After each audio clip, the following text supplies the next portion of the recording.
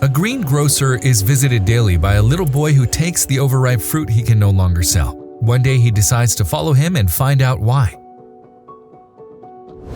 A dollar won't stretch. We all know that. Times have been hard all around, but they are always harder on the very poor. The less you have, the shorter the money seems to be, and as we know, a dollar won't stretch.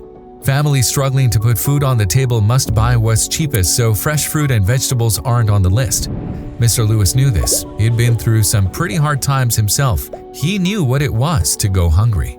That was why Mr. Lewis had a box at the front of his fruit and vegetable store in which he put produce that was just a little too overripe to sell. The poorest people in the neighborhood knew it would be there for the taking. Most of the people who shopped at what Mr. Lewis thought of as his charity box were the elderly in the neighborhood or thin, harried-looking women with too many children to feed.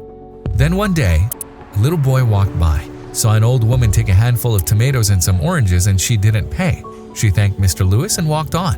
The boy asked, "Aren't you mad?" Mr. Lewis smiled. "Why would I be mad?"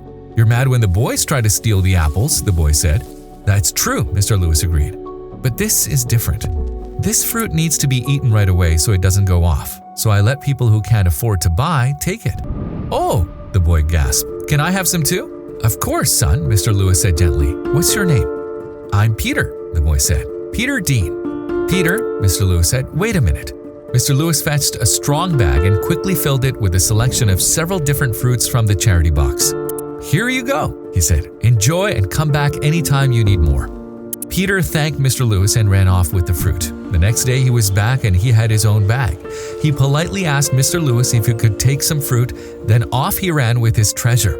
Peter became a daily visitor at Mr. Lewis's shop.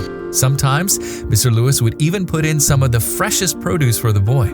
He started wondering who Peter was and if he needed more help than he was getting. One afternoon, Mr. Lewis decided to follow Peter. He watched from a distance as the kid approached a shabby-looking house, looking around furtively.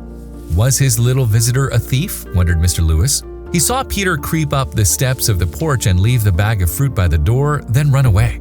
Mystified, Mr. Lewis followed Peter to another equally poor-looking house. There the boy stomped up the steps, opened the door, and yelled, "Mom, I'm home!" So Peter wasn't taking any of the fruit home, even though he obviously needed it.